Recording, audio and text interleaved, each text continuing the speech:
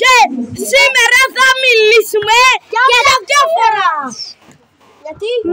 Μου αρέσει το Brawl Stars. Έχει πάει Draco Max Tier.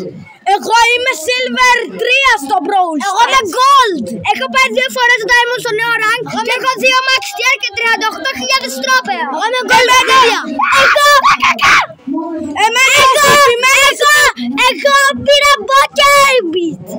Εμένα ο αγαπημένος μου Brawler είναι ο 8-bit. 8-bit μόνο. Εμένα και ο Kenji.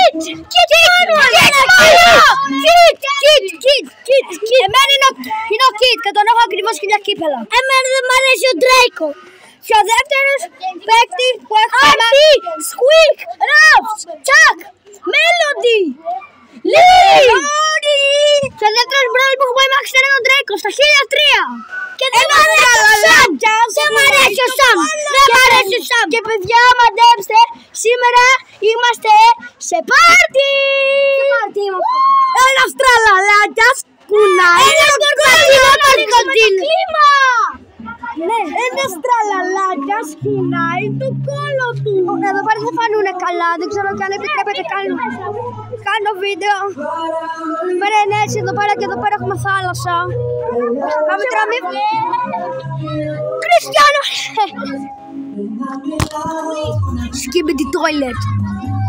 Skibidi dum dum dum. Ματέο! Μπαμπίλο του δίνει.